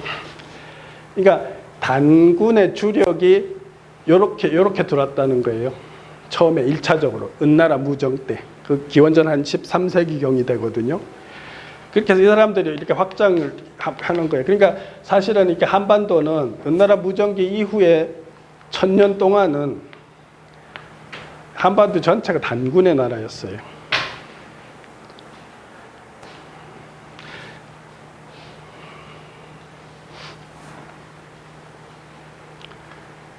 단군들이요, 제가 북유도 하니까 그걸 한번 얘기하면 공공은 아까 말했죠. 신성한 땅에다 나무를 세우고 하늘 칠성을 섬기던 사람들인데 이게 계속 이 패턴을 우리는 계속 유지하고 공동체를 유지해서 이동을 해요. 그게 이제 천도 문화가 유지가 되는 거예요. 그러니까 사실은 동북아시아에서 신선 문화, 천도 문화 이런 거에 뿌리는 공공에서 비롯된 그 문화에서 핵심은 그것만 가지고도 몇 시간 해야 되는데 간단하게 말하면 이 사람들이 얼마만큼 폭력적이지 않고 상생하면서 함께 어울려 살려고 했냐 하면 요 진국 단계 기록이 있어요. 중국 삼국지에 나오는데 마한에 50여 개 나라가 있는데 그 왕을 진왕이라 한다. 50개 나라의 대표를 진왕이라고 하는데 그 왕은 50개 소국의 왕들이 모여서 추대한다 이렇게 돼 있어요. 뭐예요? 정복해서 하지 않았다니 그때까지. 그런데 이때가 중국은 전국 시대예요. 시기가 서로 뭐 죽이고 살리고 정신이 없었어요. 저 때는 중국에서 태어나면 30살 살기도 바쁜 거예요, 평균. 근데 저 때도 우리는 50 산다고요. 우리가 생각을 바꾸면, 그러니까 폭력이나 무력을 우리가 너무 이렇게 경배하거나 존중하면 깡패들의 나라도 좋다면 할 수는 없는데, 사실 우리 대중들, 민중들 입장에서는 지도자가 폭력적이지 않고 공존하려고 하는 그 지도자를 만나는 게 우리한테는 행복한 거예요. 요 방식이 이렇게 거꾸로 갔을 때 단군이 통치하던 방식이에요. 약간 지금은 하면 교황청 같은 시스템이에요. 교구, 교육 있고 제일 말사가 있고 중간 또 여기 통화하는 데가 있고 그 또 올라가면 상위 이제 대단군이 있고 이런 식으로 우린 통치를 했던 거예요. 그 방식 때문에 봐요. 이게 설명이 돼요. 이제는 신라 육성이라고 하는 사람들은 육촌 사람들은 위만조선에서 내려왔거든요. 근데 위만조선은 벌써 중국 전국시대 이후에 무력을 통해서 권력을 쟁취하는 문화를 위만 자신이 탈취했잖아요. 그거를 이미 숙지하고 있던 세력이에요. 그런데 이 사람들이 들어와서 여기 육촌을 만들어서 살고 있는데, 우리가 사로국 탄생 희한하게도 육촌 사람들이 자제들을 가지고 알천 언덕에 모여가지고 우리도 왕을 뽑자고 하고, 누굴 뽑을까 했는데 박혁거세를 옹립을 하잖아요. 추대를 하잖아요. 그 박혁거세가 옹립되는 설화의 배경에는 제가 보면 바로 단군 시대부터 있었던 군림하지 않고 공동체를 화하면서 전체 공동체를 조화롭게 운영하고 천지가 돌아가는 생명에너지를 함께 공유하고 나눠 먹고 살려고 하는 그런 의지가 반영되는 문화가 바로 여기까지 와 있기 때문에 이제 금방 들어온 육부 촌장들이 여기에 있는 배경문화를 확 무시하고 바로 폭력적으로 자기들끼리 싸워서 왕이 안 되고, 그걸 반영해서 13살짜리 총명한 박혁거세를 왕으로 옹립했던 거예요. 13살에 옹립하는 거 다르게 또 설명할 수 있는 방식도 있지만, 그러니까 저 소리는 뭐냐 하면, 우리는 공동체 내에 영적으로 총명하고 선에서 공동체를 잘 다스리고 서로 화해시킬 수 있는 능력이 있는 그런 사람을 지도자로 뽑았던 거예요. 추대를 했던 거예요. 근데 배도에서는 힘이 센 놈, 폭력이 센 놈이 하잖아요. 그러니까 우리는 사실 그래서 우리가 홍익인간이라고 하는 단군 시대의 명제가 지금도 입만 열면 정치하는 사람도 문화운동하는 사람 홍익인간 얘기를 하는 거, 실제로 그러지 못하면서도. 이게 뭐냐면 세계사에서 실제로 홍익인간이라는 이념을 가지고 가장 장기적으로 공동체를 운영했던 민족이 이런 관점에서 보면 한민족인 거예요.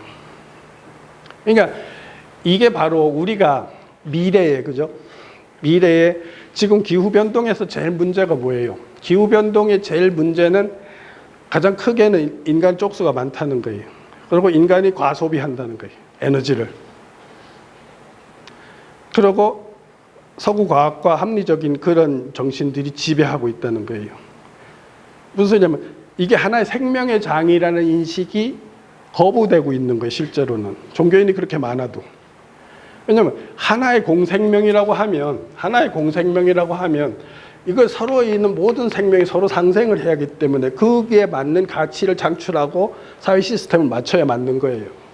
근데 그걸 무시하고 이기적인 욕망을 성취하고 과소비를 통해서라도 자기 욕망을 드러내고 지배하고 하려고 하는 그것들이 힘이 모여서 지금 이 지경을 만들었잖아요. 그럼 우리가 지금 올해도 뭐 캐나다 산불나고 하와이 산불나고 하잖아요.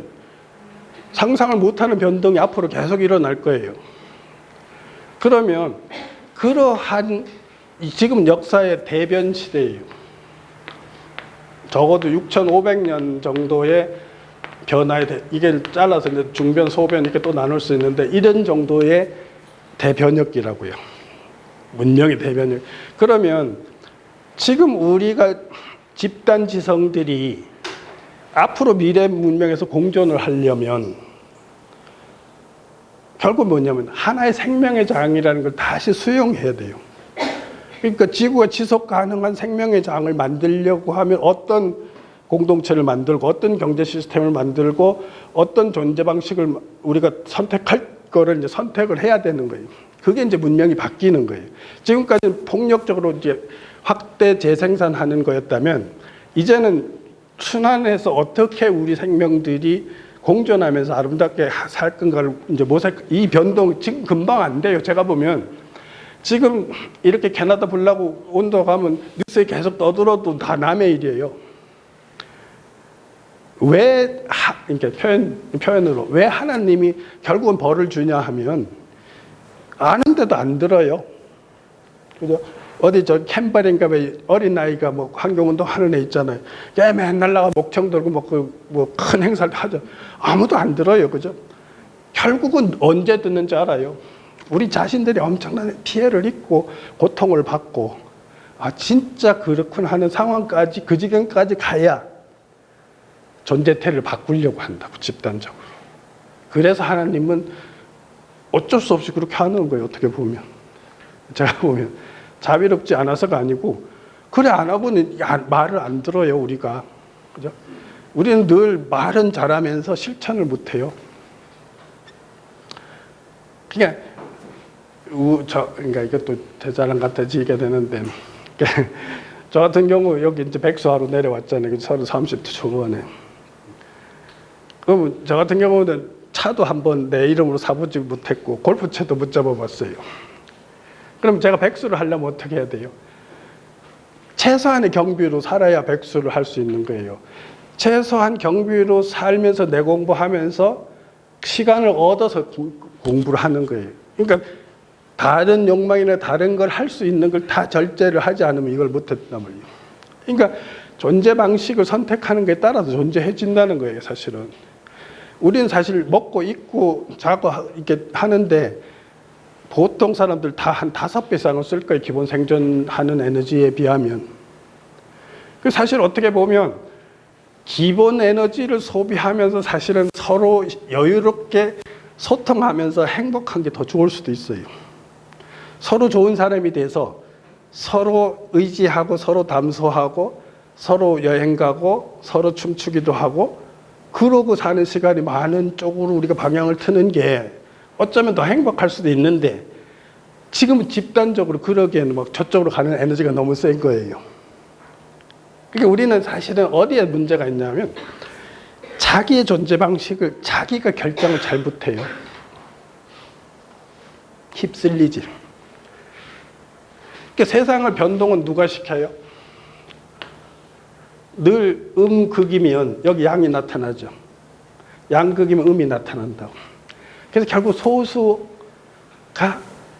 변화의 단초를 만드는 거예요.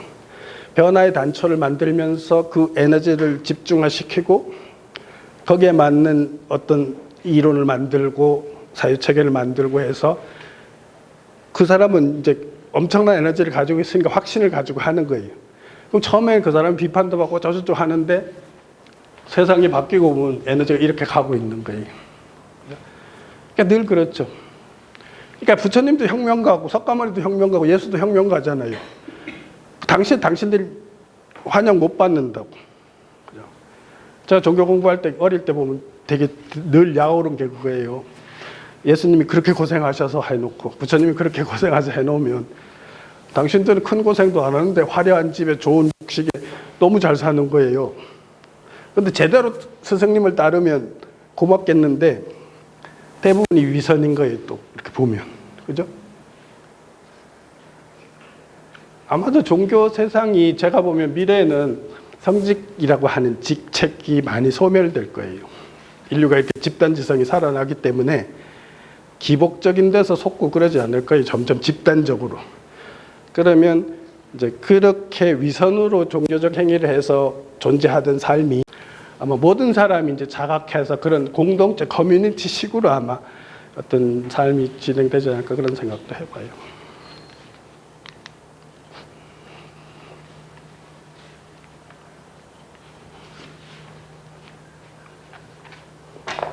이제 핵심은 다 얘기했으니까. 그래서 이게 뭐 아까 사진대로 보시고 이렇게 돼 있어요.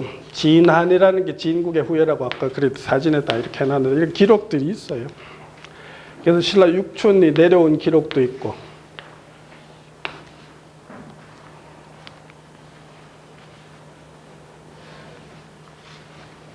이게 박혁거세라는 사람이 단군이었다는 거예요, 사실은. 단군이었는데 이제 천군으로 이렇게 표기되고 했는데, 그러니까 박혁거세는 조선계 이주민 6천 세력의 추대를 받은 진국계 진인 수장으로 제정일치 제사장 문화를 개성했고, 그가 제정일치 문화를 개성한 진인이라는 것은 그의 아들인 남의 왕을 남의 차창웅이라고 했는데 김대문이 무당으로 해석했거든요.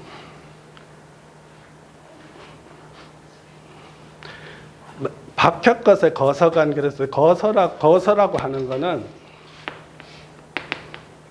이렇게 해가지고 이게 산스크리트어로 이게 태양이래요. 이게 뭐냐면 우리가 신석기 이래의 문명의 중심 동네가 대부분 천산을 중심으로 한 동네에서 파생하거든, 사양 쪽에. 그래서 거기에는 우랄 알타이어에 의해서 산스크리트 다 이렇게 이게 섞여, 언어가 다 섞여 있어요.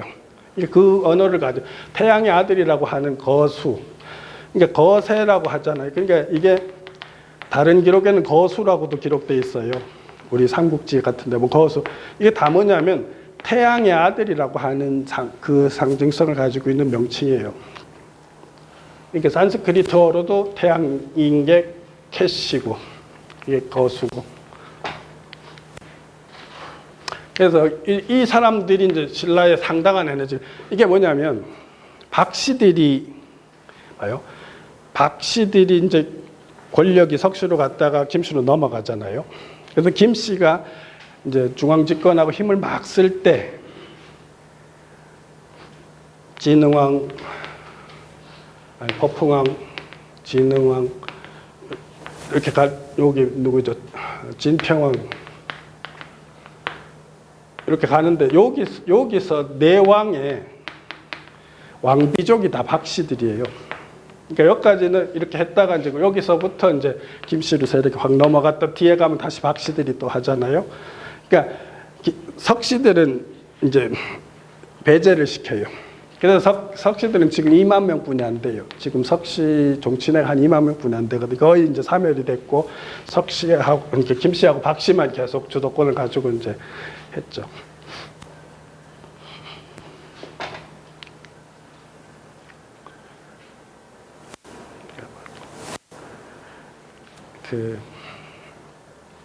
제가 이 그림을 왜 이렇게 띄워놨냐 하면, 우리 어릴 때 있잖아요. 미술 시간에 이게 고구려 각저총이라는 거 다 아시죠? 그죠? 각저총, 씨름도 다 알잖아요. 우리 미술 시간에 어릴 때 어떻게 배웠냐면, 고구려의 가을에 동맹 같은 큰 축제를 지낼 때 이웃한 국가들이 사절단이 왔다. 사절단이 왔는데 여기 코 큰 신목 고비한 이 사람은 서역에서 온 사람이다, 이렇게 배웠거든요. 근데 지금 요새 제가 정리한 거 저 말고 다른 사람 정리해도 이건 그게 아니고 그냥 고구려인인 거예요, 이 사람이. 무슨 소리냐면 기본적으로 동호라고 하는 이 세력들은 우리가 호인하면 누구예요? 호떡 나온 데가 호인들이거든요. 그게 다 서역이거든요. 그러니까 호인들이 동쪽으로 왔으니까 동호가 된 거예요. 그러니까 부여 같은 경우도 이렇게 유호 이렇게 돼 있어요. 부유, 뭐 부유인가 이렇게 부여를 이렇게 표현해서, 그러니까 호인인데 부여인이다 이렇게 기록에 남아 있거든요.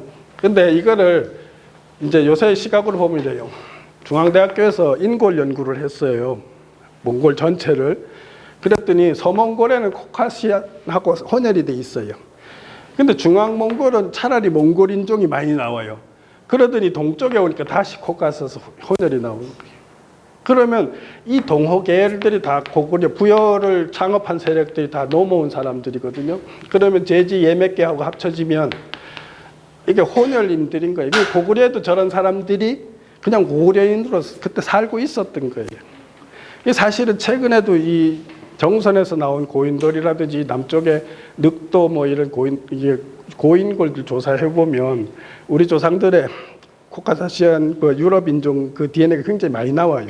신라 왕실의 왕족들을 조사하면 제일 많은 자료가 있는데 코카사스인들하고 혼혈 DNA가 제일 가까워요. 신라 김씨 왕족들도. 그러니까 옛날에는 우리가 공부를 갇혀서 했잖아요. 근데 지금은 이제 19세기 1990년 이후로 이렇게 세계가 하나로 막 다 뚫려 있고 고고학도 많이 발달하고 서로 이제 직접 가서 공부도 할 수 있고 이러다 보니까 결국은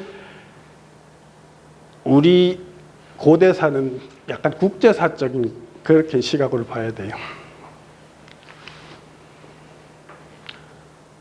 이건 별로 중요하지 않고. 어쨌든 지금 우리 신라 김씨들 있잖아요.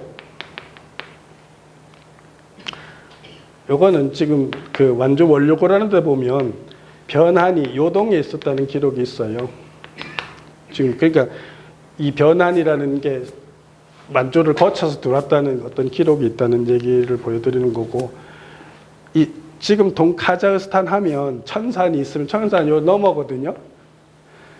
거기서 쿠르간 무덤을 파서 금이 나왔어요. 금 사슴이 나왔는데 이걸 언어학자들이 뭐라고 하냐면 사켄 혹은 마사게텐이라고 하는데 여기 사슴 토테민들이 자기들의 녹인 사슴인이라는 걸 표현하기 위해서 이렇게 만들었다는 거예요.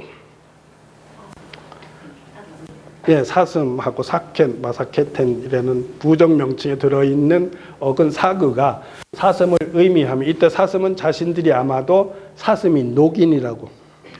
근데 저 녹인이라는 표현이 요동 쪽의 역사 기록에 나와요.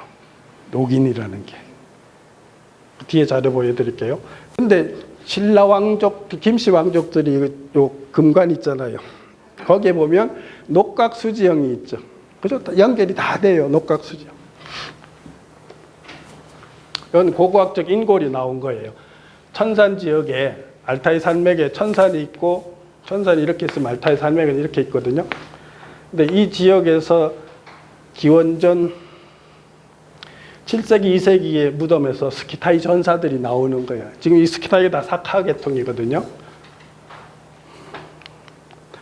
그런데 이게 좀 고고학에서도 이런 얘기 하는 거예요. 우리 고고학 하시는 미술사학자인데 저렇게 거울에다 사슴을 장식한 거는 사카족의 유물이라는 거예요.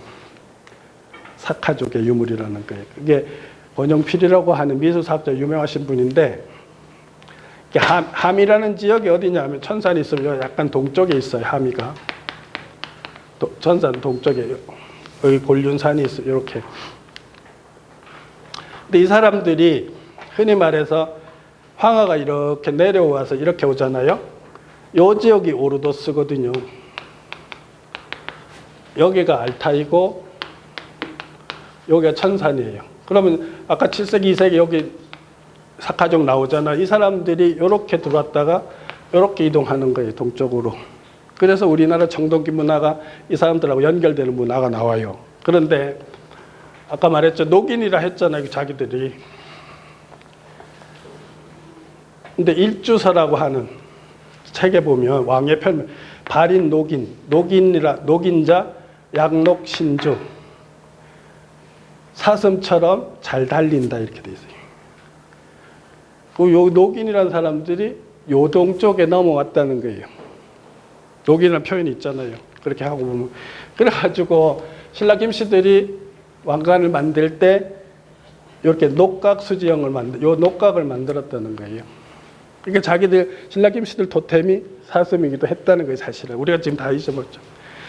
그 아마 시에 아마 사슴 나오는 거 하나 있어요. 신라 말쯤인가 무슨 소대에 올라간 뭐 어떻게 사슴 어쩌고 하는 뭐가 있는데 옛날에 기억했었는데 시가 하나 나와요. 사슴 관련된 토템 기록이.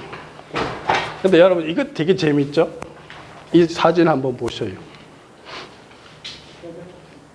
데드마스크인데 출자형 나무 해놨잖아요. 봐요. 여기 출자형 나무 그려놨잖아요. 나무 세 개를. 이렇게 돼 있잖아요. 그죠? 데드마스크인데 이걸 보세요. 뒤집어 보셔요. 출자형이잖아요. 나무 출자형. 실제로 신라 금관이 데드마스크였어요. 드라마에서는 왕이 뭐 등극할 때 쓰자니 그거 아니어서 데드마스크였어요. 그래서 무덤에 보면 이렇게 오므려서 얼굴에다 씌워놨어요. 그리고 이게 되게 갑자기 만든 게 드러나요. 왜냐하면 죽고 나서 그 사이즈 맞춰가지고 재가지고 며칠 내로 만든 거예요. 그러니까 실제로 왕들이 의관을 쓰면 더 튼튼하게 늘 썼다 봤었다 해도 문제가 없게 더 정교하게 만들 텐데 굉장히 약하게 만들었어요. 그게 데드마스크였다는 게 이 그림하고 보면 너무 맞아 들어가거든요. 저도 이거 이게 시기가 같아요. 여기서 출자형 관을 만들 때 저쪽에 사카 애들은 데드마스크를 이렇게 만들었대요. 사실은 데드마스크에 출자형 입식이 가는 거는 제 사카 계통이나 이 사람들이 어떤 사유를 했냐 하면 그건 저쪽에도 다 그래. 우주의 중심에 가면 생명의 나무가 있는 거예요. 영원한 생명의 나무가 있어서 그 생명의 나무에서 우리의 영혼도 새들의 영혼도 씨앗도 다 거기 붙어 있어요. 거기서 떨어져서 일로 와서 여기 이제 그게 이게 일종의 아이디얼한 게 있다는 거죠. 거기로 돌아간다고 저렇게 한 거예요. 그러면 이게 이 그림을 보면 신라금가를 확실하게 이해할 수 있어요. 사카 계통이 왜 그랬는지. 근데 이거 또 보셔요. 요 사카족이 천산에서 사카족들은 천산 동과 서에서 살았거든요. 이렇게 내려간 인도 그 부탄으로 그쪽으로 간 게 석가모니예요. 그 사람들이. 근데 이쪽에서 이렇게 내려간 사람들이 사카족인데 이거 봐요. 이 사람들은 뭐예요? 자작나무. 자작나무를 그냥 썼잖아요. 우리 신라금관에 동그란 행엽 있죠. 그게 자작나무 잎이에요. 그럼 뭐예요? 사카족은 자작나무를 신목으로 하면서 사슴을 토템으로 하던 사람들이었어요. 이게 우리가 신목도 그런 거예요. 이게 사람들이 그냥 신목하면 하나도 뭉뚱그리잖아요. 집단마다 신목이 다 달라요. 단군 계열은 박달나무하고 느티나무 계통이고 부여 계열은 소나무고 신라김씨들은 자작나무였어요. 신목이. 그래서 신라김씨들은 자작나무 수필을 굉장히 의미 있게 썼어요. 많이.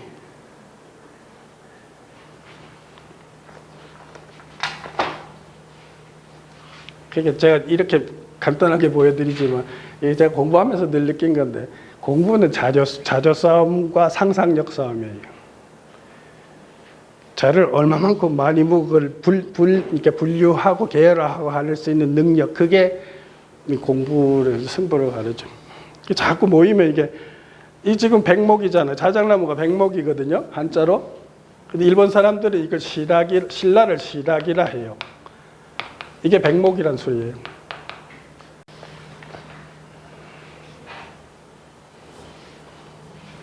조금만 더 할게요. 다 해가요. 근데 사카족이 자 이렇게 고가를 쓴다 했잖아요. 이 그림이 뭐냐 하면 지금 이란에 있어요. 이게 베이스톤 비문이라고 하는데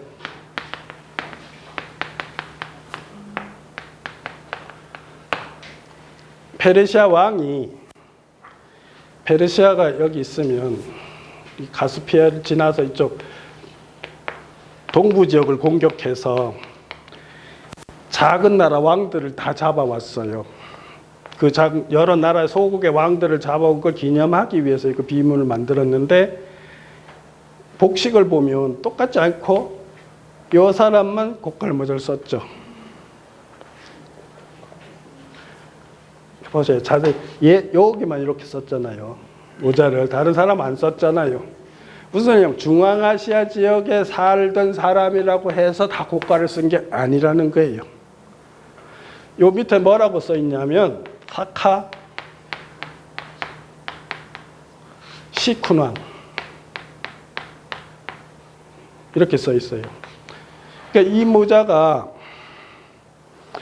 신라 김씨들이 쓰는 그 관식에 이렇게 쓰는 태양을 상징 쓰는 그거의 근원이라는 거예요. 그러니까 이렇게 아까 처음에 빨간 모자 쓴 사람도 그게 사카족 무덤에서 나온 거거든요. 그러면 이게 뭐예요? 이 사람들의 종교적인 의식을 담은 독특한 복식이라는 거예요.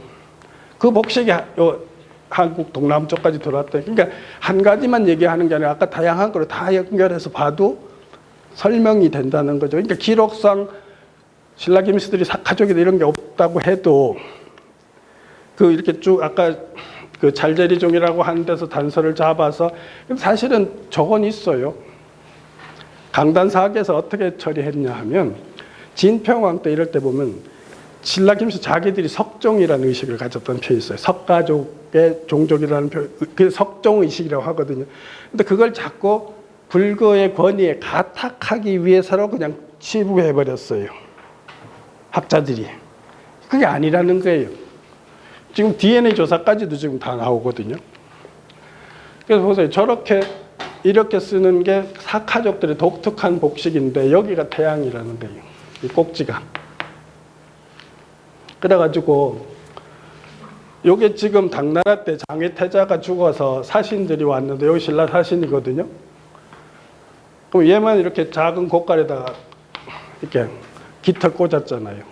그러니까 다른 애들이 다 하는 게 아니라는 거예요.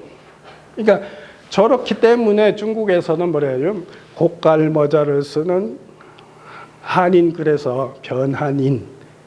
그래서 신라 김씨들은 변한이 이랬던 거예요. 그러니까 아까도 말했지만 신당도 구상서에 그렇게 나와도 이런 식으로 해명을 안 하는 거예요. 사실은 이거는 강단에서 논문을 해결하기도 힘들 거예요. 보세요. 지금 이게 백화수피로 만들거든요. 관모를. 그러니까 자작나무 신성목이니까 자기들이 더 이게 이렇게 고가를 만들었어요. 그러니까 아까 제가 처음에 그랬죠. 사진 그 저만식하는 거. 지인들은 칠성을 중심으로 해서 이렇게 큰 영이 내려오는 걸 받는다고 해서 큰 고가를 쓰고 승무 고가를 쓰고 김씨들은 이렇게 머리다 올려놓는 고가를 썼다는 거예요. 그러니까 곡갈 모자를 쓰는 문화도 칠성족이 썼던 쉽게 말하면 단군족이 썼던 칠성의 큰 곡갈하고 변하는 데 쓰는 곡갈하고 나누어 볼 수도 있어야 된다는 거죠. 이게 다 문명과 문화를 보는 거예요. 여기 나와요. 중앙대 인대에서 인골 분석해 KBS 방영한 거 역사 추적에서 신라인이 스키타인하고 가장 가깝게 나왔어요. 그러면 지금 봐요. DNA도 그렇죠. 문헌적 단서도 그렇죠. 다른 다양한 문화적인 그 요소들을 갖다가 다 집어넣어도 충분히 개연성이 있잖아요. 그죠? 그러니까 신화적, 설화적으로 나온 이야기들이라는 게 그게 다 뻥은 아닌 거예요. 그러니까 연구해보고 비판해보고 이렇게 해서 답을 찾아가야 되는데 그래야 우리 정체성을 찾을 수 있는데 그렇게 노력들을 안 했다는 거죠. 여기서 있잖아요. 제가 오늘 말하는 두 가지 답을 찾을 수 있어요. 요거는 메브리코죠. 그죠? 이게 눈은 몽골리안이죠. 그러니까 신라인은 진인들의 피와 농경의 몽골리안 표와 카스피안의 피가 혼혈됐다는 거예요. 그런 모습이 요런 모습을 만든다는 거예요. 그러니까 색다른 이제 혼혈족의 모습이 나오는 거죠. 근데 이거는 또 이것도 있어요. 왜 이 사람이 코가 여기 이렇게 됐냐면 이렇게 됐잖아요. 이게 뭐가 편두 풍습이 있어서도 그래요. 머리를 아기 때 있잖아요. 여기를 눌러요. 눌러서 이렇게 이마를 뒤로 제끼는 거예요. 그거는 진인들 풍습이거든요. 그 같이 이제 그 문화가 엄마 박씨하고 그죠? 이렇게 같이 문화가 습합이 되니까 그게 문화는 같이 섞여서 갔던 거예요. 초기에는. 이 편두를 왜 했는지 알아요? 문명사적으로 편두는 뱀의 머리를 하기 위해서였어요. 그 김해 예안리에서 나온 편두 복원한 것도 보면 머리가 뒤로 넘어갔거든요. 그 약간 뱀의 느낌을 만드는 거예요. 그건 뭐냐면 나는 빛의 아들로서 너희 빛의 존재들을 끌고 가는 리더라는 그런 개념이, 그게 샤먼이 그렇다는 개념을 이제 형상적으로 만들기 위해서 이제 그걸 한 거예요. 그러니까 변환하면 또 그렇지 않잖아요. 이 고구려 개마총에 있는 인물도 이렇게 목과 이렇게 썼어요. 또 부여 공주에서 나온 거 쓰고. 그러니까 제가 아까 이게 지금 제 설명의 논리가 돼, 이게 문화가 풀리는 거예요. 변환은 부여 변환이 있고 김씨 변환이 있는 거예요. 그러니까 부여를 통해서 이렇게 내는 고구려 백제도 이렇게 변환을 꽃갈 썼다는 거예요, 문화적으로. 그래서 이제 작업 다 했는데 이렇게 결론을 내려보면 그런 거예요. 우리가 이렇게 생각하시면 제일 쉬워요. 유라시아가 쭉 있으면 이렇게 돼 있잖아요. 그러면 여기서 이렇게 가도 이렇게 내려오고, 여기서 이렇게 도망가도 이렇게 내려오고, 다 들어오는 거예요. 그죠? 그래서 여기서 이제 또 더 뛰고 싶은 사람도 요리 넘어가지, 일본으로. 근데 한일에서 가장 큰 차이가 뭔지 알아요? 일본은 남방계들도 많이 들어왔어요. 거기다 우리가 넘어갔어요. 그러니까 우리가 일본을 주도했다고 하는 말이 틀리진 않지만 그 기축민에는 남방인들이 굉장히 많은 거예요. 한반도의 기축민하고 또 그런 차이가 크게 나는 거예요. 그래서 우리 그 단군 신화부터 모든 창업한 사람들은 보면요, 외부에서 다 들어왔어요. 우리는 가만 생각해 볼다. 다 이주민이 시간대별로 주도했다는 거예요. 그게 제가 만든 표현하는 것 중에 뭐가 어떻게 표현하냐면, 우리는 어떻게 보면 시루떡 문화인 거예요. 역사고 문화인 거예요. 제일 먼저 들어온 그룹, 그 다음에 들어온 그룹, 이렇게 들어오고요. 그렇게 해서 다 섞인 거예요. 그러니까 우리의 역사와 문화를 사실은 제대로 알려면 이 한 켜 한 켜를 볼 수 있는 눈을 떠야 되는 거예요. 우리의 지금 종합적인 문화 속에 있는 다양한 요소들이 있잖아요. 그럼 그게 제대로 보이려면 여기 한 켜 한 켜 보이면 우리 문화의 핵심의 정보를 이해할 수 있고, 그렇게 그게 합쳐진 게 우리 문화고 시루떡과 같은 그런 문화라는 거죠. 그러니까 우리는 사실은 포용력이 굉장히 좋은 편이에요. 그러니까 포용력이 좋은 거는 이런 초기적인 원리를 좀, 그건 사실은 풍류정신에도 있거든요. 풍류정신이, 여기 이 말만 끝내. 풍류정신이 최초원 선생이 포함삼교라고 할 수 있었던 그게 뭐냐면, 제가 보면 그렇게 다른 종교는 이미 흔히 말해서 추기시대라고 규정한 것처럼 기원전 한 5, 6세기부터 이렇게 한 7, 800년 동안은 일종의 이성의 시대로 바뀌거든요. 그 이전 사실 샤먼의 시대였어요. 그러니까 이성의 시대가 오면서 이성적 종교, 이성적 철학 이런 것이 이제 발달을 해요.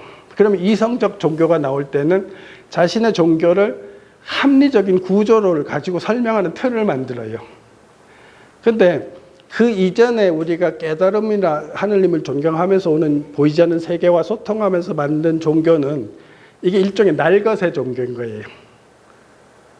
그러니까 개념으로 잡기 전에 종교인 거예요. 이게 개념으로 잡기 전에 우린 하느님을 모시고 우리 대장은 하느님하고 다 소통하고 네 마음 다 읽어가지고 이 사람 둘이 싸우면 내가 어쩌냐고 보니까 너는 뭐 어쩌고 저쩌고 말 안 한 걸 알고 있는 거예요. 그래가지고 이걸 화해시키고 이런 능력들이 있는 거예요. 그죠? 그러니까 그런 날것의 근원적인 종교가 우리 풍류정신의 핵심이기 때문에 개념화된 종교가 들어와 봤자 이게 더 좁아요. 개념. 뭐든지 노자가 그랬잖아요. 명도명이면 비상명, 도화도면 비상도화, 그 얘기 하잖아요. 규정해버리면 실제를 다 포함을 못할 수가 있거든요. 그래서 우리 민족이 포용력이 강한 측면도 있어요. 정신사 쪽에서. 그래서 어쨌든 이건 뭐 같은 소리고, 어쨌든 여러분 오늘 만나서 반갑고요. 강의도 열심히 들어주시고 오늘 저녁도 재밌게 보내시고, 하여튼 좋은 글 자꾸 쓰셔서, 좋은 글을 쓰시려면 아마 점점 또 영적으로 성숙을 하기 때문에 좋은 글을 쓰라는 거는 영적으로 성숙하시라는 거하고 같은 말일 수가 있으니까, 하여튼 제 강의는 여기서 끝내고 뭐 질문 있으면 좀 받고 식사하러 가시죠.